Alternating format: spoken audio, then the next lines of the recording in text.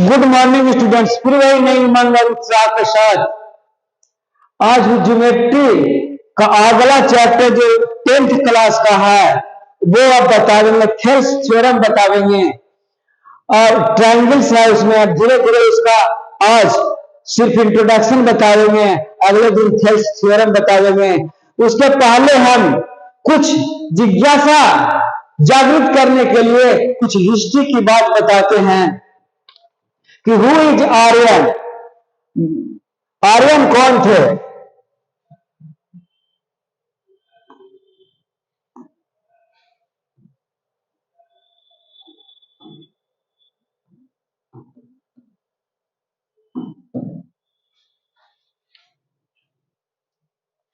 और कहां से आए थे और क्या इसके बारे में जो मान्यताएं हैं वह सही है कि गलत है।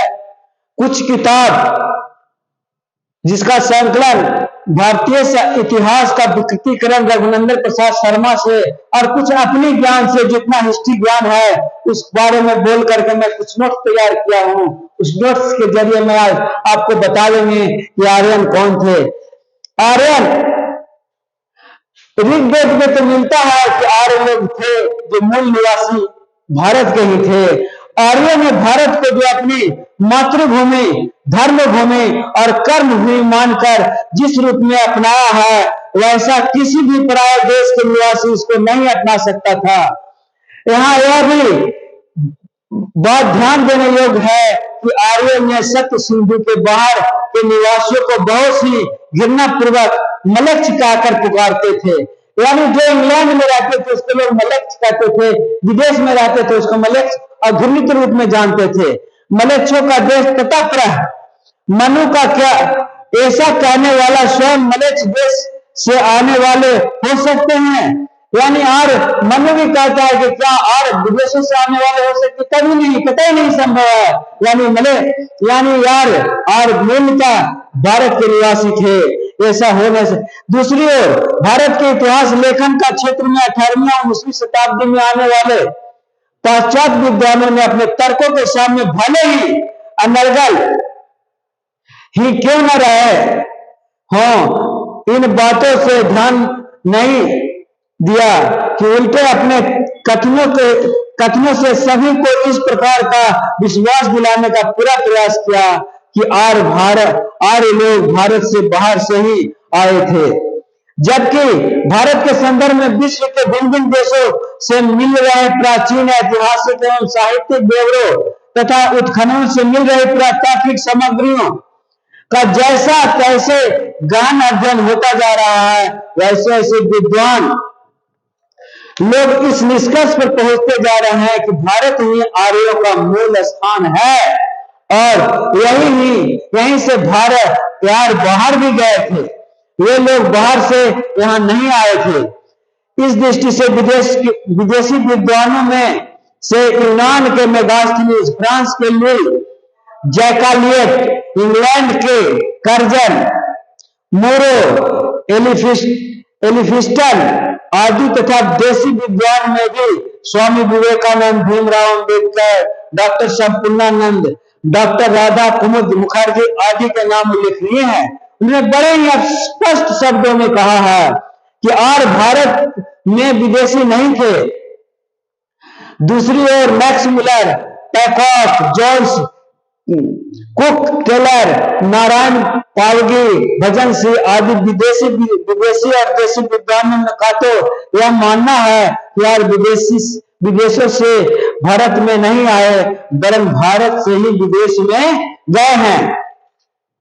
जिस समय यूरोप में अधिकांश विद्वान और भारत के अनेक इतिहास यह मान रहे थे कि यार भारत से बाहर से आए, तभी 1900 ईस्वी में पेरिस में सम्मेलन में स्वामी विवेकानंद जी ने यह सिंह गर्जना की थी कि यह एक मूर्खतापूर्ण और प्रलाप मात्र है कि भारत में आर्य बाहर से आए हैं। उन्होंने इंग्लिश में कुछ शब्द लिखा, इन विच सूत्रा do you find that Arya have come into India from the foreign country? In the full stop या फुल स्टॉक है। आर्यों को भारत से विदेश में जाने की दृष्टि से जब प्राचीन भारतीय वाग् और अध्ययन किया जाता है तो ज्ञात होता है कि अत्यंत प्राचीन काल से ही भारत के लोग एक से दो बार नहीं वरन बार बार विदेश जाते रहे। इनका प्रवचन कभी राजनीतिक कारणों से यथा ऋग्वेद और जंत अवस्था के अनुसार देव युग में भी इंद्र की सत्ता के भय से त्वष्टा काया विष्णु पुराण के अनुसार महाराजा सगर से युद्ध में हार जाने के कारण व्रत बना दिए जाने से शक कम्बोज परद आदि क्षत्रिय राजाओं और कभी सामाजिक कारणों यथा यत्रे ब्राह्मण के अनुसार विश्वामित्र के 50 पुत्रों के निष्कासन आदि से हुआ है। महाभारत के युद्ध में मृत्यु के भय से हार जाने से अपमानित महसूस करने वाला आत्मग्लानि के और श्री कृष्ण जी के स्वर्गारोहण से पूर्व हुए यादवी संघर्ष के फलस्वरूप भी बहुत से लोग भागकर देश से बाहर गए थे। यही नहीं, कभी कभी स्वेच्छा से भी व्यापार भ्रमण धर्म प्रचार और उपनिवेश निर्माण के हेतु भी भारतीयों का प्रवचन किया गया है, यानी लोग भारत से बाहर गए हैं। हम अगले और कुछ बातों का उल्लेख करते हैं। भारत का आधुनिक रूप में लिखित इतिहास आज सिर्फ इतना ही बताते हैं, फिर अगले दिन कुछ और बताएंगे। इन सारी बातों से हमको यह पता चला कि आर्य बाहर से नहीं आए थे, बल्कि आर्य लोग यहीं से बाहर गए हैं। और अंग्रेजों ने जो लिखा, जो हिस्ट्री में लिखा गया वो बिल्कुल गलत है। अब हम अपने ट्रायंगल्स, अब थेलस के नाम से प्रसिद्ध दार्शनिक थेलिस पर मैं आता हूं। थेलिस सर्वप्रथम ग्रीक दार्शनिक थेलिस का जन्म ग्रीक उपनिवेश माइलेटस में 624 ईस्वी पूर्व हुआ था। थेलिस राजनीतिक गणितज्ञ और ज्योतिषी भी थे। आज भी उनका गणना ग्रीस के 7 बुद्धिमान व्यक्तियों में की जाती है। कहा जाता है कि थेलिस 29 मई 595 ईस्वी पूर्व होने वाले सूर्य ग्रहण की भविष्यवाणी की थी। उन्होंने ही मिस्र के रेखा गणित प्रणाली का सर्वप्रथम ग्रीस में प्रचार किया। उन्हें गणित के एक विशेष प्रमेय का ज्ञान था। यदि एक त्रिभुज के 2 कोण दूसरे त्रिभुज के 2 कोण के अलग अलग बराबर हों तथा एक दूसरे उसी के भुजा के बराबर हो तो दोनों त्रिभुज सही प्रकार से बराबर होंगे। कहा जाता है इस प्रमेय के द्वारा थेलिस का जो जलायानों के बीच दूरी का पता लगाते थे। और थेलिस अपने दर्शन के बारे में कुछ भी नहीं लिखा, परंतु अरस्तु के लेखों से हमें थेलिस के दार्शनिक विचारों का पता लगता है। थेलिस के अनुसार विश्व का परम द्रव्य जल है, यानी विश्व का अल्टीमेट रियलिटी जल को थेलिस ने माना था। आज हम थेलस थ्योरम पढ़ा रहे हैं। थेलस थ्योरम पढ़ाने के पहले कुछ इंट्रोडक्शन भी देना है। आज इंट्रोडक्शन चलेगा, अगले दिन थेलस थ्योरम बताएंगे।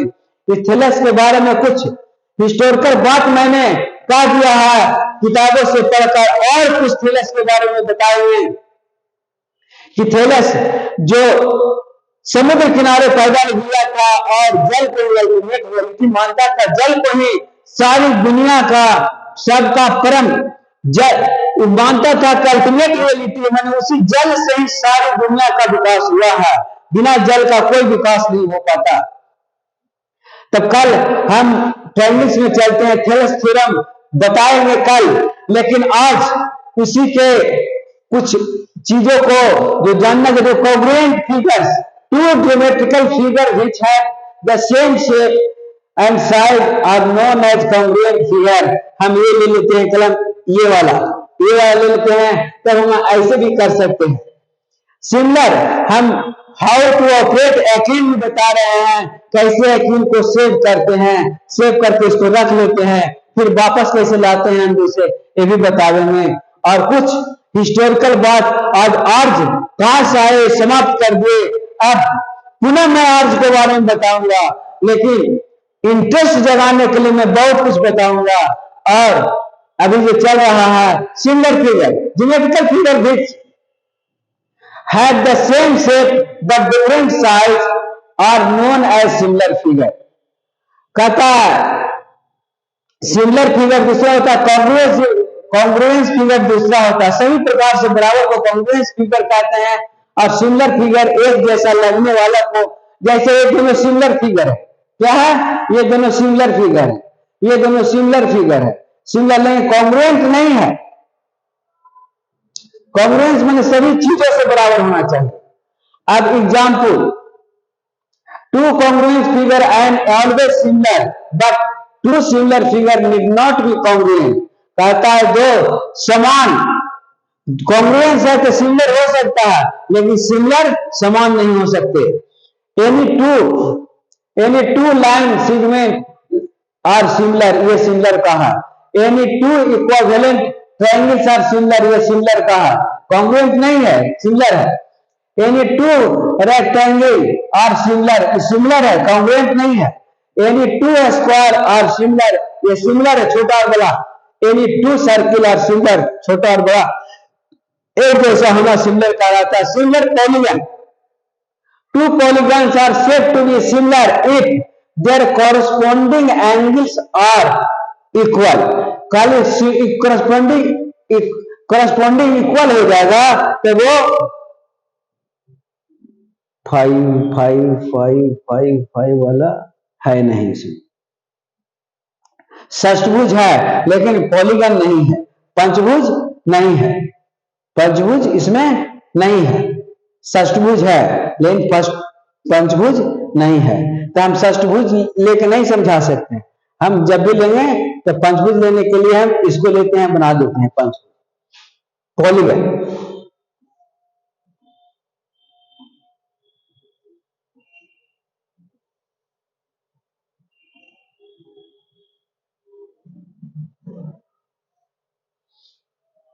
एक किस्म का पॉलीगन है ये पॉलीगन मैंने बना दिया। ABCD सभी प्रकार से बराबर है पॉलीगन PQRS से, इसलिए ये सही प्रकार से बराबर का चिन्ह इस प्रकार का दिया है। ABCD पॉलीगन सभी प्रकार से बराबर है PQRST का, इस सभी प्रकार का चिन्ह इस प्रकार देता है, इस प्रकार दिया गया है, इस प्रकार दिया गया है, इसमें याद रखिएगा। और रिमार्क, इस remarks, triangles are special type of polygon. Since का लिखा गया है, देखिए सिंस लिखा है, सिंस लिखने में थोड़ा गलती हो गया है, इसको हम सिंस लिखेंगे।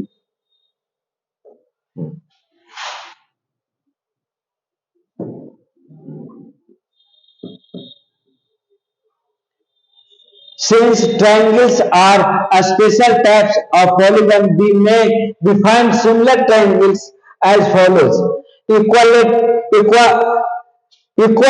triangles. Two triangles are said to be equiangular if corresponding angle are equal. corresponding angle are equal हो जाएगा तो equiangular triangle कहलाएगा। A similar triangle, two triangles are said to be similar to each other if their corresponding angle are equal and their corresponding sides are proportional.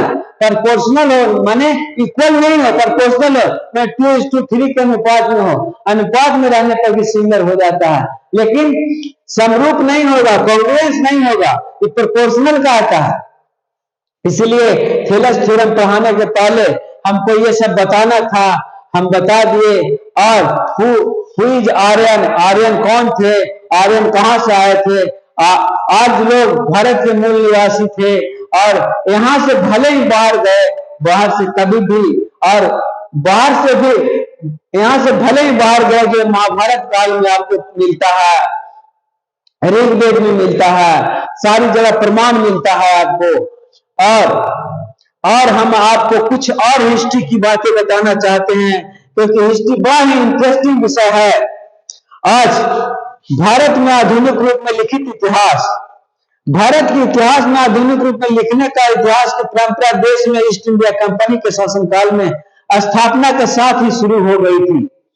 Company के शासनकाल में देश के राजनीतिक, सामाजिक, साहित्यिक और ऐतिहासिक, शैक्षणिक और आर्थिक आदि क्षेत्रों में पाश्चात्य ढंग से नई नई खोजें, व्याख्याएं, प्रतिक्रियाएं चालू हो गई थी। इसमें भारत वासियों के लिए कुछ यदि लाभकारी रही तो काफी कुछ हानिकारक भी रही। फिर भी चलाई गई और उन्हें मान्यता भी मिली, क्योंकि वारेन हेस्टिंग के समय तक सत्ता का बागडोर अंग्रेजों के हाथ में पूरी तरह से पहुंच चुकी थी और देश में सभी कार्य उन्हीं की इच्छाओं और आकांक्षाओं के अनुरूप होने लगी थी। इतिहास लेखन का सही गिनेश जहां तक इस समय भारत का इतिहास लेखन का क्षेत्र का संबंध था, इसमें से अन्य क्षेत्रों की भांति नए अनुसंधान और लेखन के प्रयास शुरू किए गए। इस दृष्टि से यदि सर विलियम जोन्स, कुलबर्क और जॉर्ज टर्नर, जेम्स प्रिंसेप, पॉर्जिटर आदि के नाम उल्लेखनीय है। तथापि इस दिशा में सबसे महत्वपूर्ण कार्य कोलकाता के हाई कोर्ट के कार्यरत तत्कालीन न्यायाधीश सर विलियम जेम्स ने किया। उन्होंने भारत के इतिहास को आधुनिक रूप लिखने के लिए नए ढंग से शोध करने का सिलसिला शुरू किया। इस कार्य में उन्हें कंपनी ने तत्कालीन गवर्नर जनरल वारेन हेस्टिंग का पूरा सहयोग मिला और फलतः व्यापारिक कंपनी भारत में एक सशक्त शक्तिशाली राजशक्ति बन गई।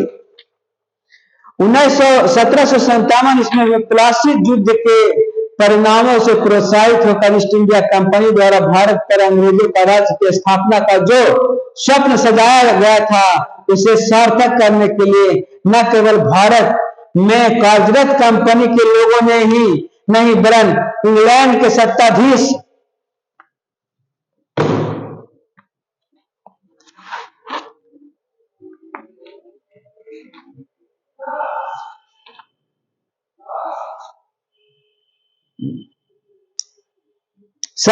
ने पूरा प्रयास किया। इस संदर्भ में मैकाले द्वारा अपने एक मित्र को राउस को लिखे गए पत्र की यह पंक्ति उल्लेखनीय है कि अब केवल नाम मात्र का नहीं, हम सचमुच नवाब बनना और वह भी पर्दा रखकर नहीं, खुल्लम खुल्ला बनना चाहते हैं। ये लॉर्ड मैकाले का लिखा हुआ है। इससे लॉर्ड मैकाले बहुत सी बातों को लिखा है। लॉर्ड मैकाले अपने पिता के एक पत्र में लिखा था, बहुत ही कंफ्यूज व्यक्ति थे, क्योंकि वो उसी के अनुसार हमारा शिक्षा नीति था और वो चाहते थे कि पूरा भारतवर्ष ईसाई बन जाए, लेकिन ऐसा नहीं था। 1848 ईस्वी लॉर्ड मैकाले ने अपने ब्रिटिश पार्लियामेंट को कहा था कि भारत पर शासन नहीं किया जा सकता, क्योंकि वहां के लोग सांस्कृतिक रूप से बहुत समृद्ध हैं। यहाँ के लोग झूठ बोलने की कसम खाकर सच बोलते हैं, लेकिन हम लोग सच बोलने की कसम खाकर झूठ बोलते हैं। लॉर्ड मैकाले बहुत ही शिक्षा के क्षेत्र में बहुत ही काम किया और ये सोचते थे कि हम सारा हिंदू धर्म को ईसाई में तब्दील कर ले, लेकिन ऐसा नहीं हो सका, बल्कि और उल्टा यह हुआ कि कुछ अंग्रेज हिंदू धर्म में तब्दील हो गए। भारत में अंग्रेजों की शिक्षा, मैकाले ने अपने पिता का एक पत्र में लिखा था कि जो व्यक्ति एक बार इस शिक्षा पद्धति में शिक्षित हो जाएगा, वह अपनी सभ्यता, संस्कृति, मान्यताओं तथा धर्म पर आस्था नहीं रख सकता। लॉर्ड मैकाले का लिखा हुआ है। और लॉर्ड मैकाले का जो इंडियन पेनल कोड भी लिखा हुआ उन्हीं का है। बहुत ही शिक्षाविद व्यक्ति थे, लेकिन वो इसी में मार खा गए कि जब इंडिया आए तो सोचे थे कि मैं ऐसा कर दूंगा कि सभी लोग ईसाई बन जाए, लेकिन सब ऐसा हो नहीं सका। और यहाँ का सभ्यता संस्कृति इतनी मजबूत थी कि और कुछ अंग्रेज लोग भी भारतीय धर्म को अपना लिया और हमारा धर्म में इतना दृढ़ निश्चय था, इतना पैठ गहरा था कि हम अपना धर्म को 1200 वर्षों के स्वतंत्रता के बावजूद भी हम अपना धर्म को बचाए रखे, क्योंकि हमारे धर्म में बहुत बड़ी खूबी है, शांति खूबी है, सद्भाव खूबी है, भाईचारा खूबी है। ये खूबी हमें था, लेकिन क्या करें, जब अंग्रेज आया तो देखिए, जब तक अंग्रेज हमारे पास रहा तब तक कोई भारतीय घर विकृत नहीं हुआ था, लेकिन जो ही गया भाई भाई में बंटवारा हो गया और हमारा हिंदू धर्म में बहुत सा बिखराव आ गया है। लेकिन इसको संजो कर रखने की जरूरत है कि हम अपने में मिलकर जुलकर रहें और भाईचारा। आज भी विश्व की जो स्थिति है वो इसी कारण है, देश के कारण लोग लड़ रहे हैं, झगड़ रहे हैं, लेकिन कितना भी लड़ ले झगड़ ले, उसको एक टेबल पर आना ही पड़ेगा और शांति के लिए कार्य करना ही पड़ेगा, मानव सेवा के लिए काम करना ही पड़ेगा। यही हिंदू धर्म का भी मान्यता है। और इन्हीं चंद शब्दों के साथ मैं आज ये बताना समाप्त करता हूं। जय हिंद, जय भारत। धन्यवाद, धन्यवाद, धन्यवाद।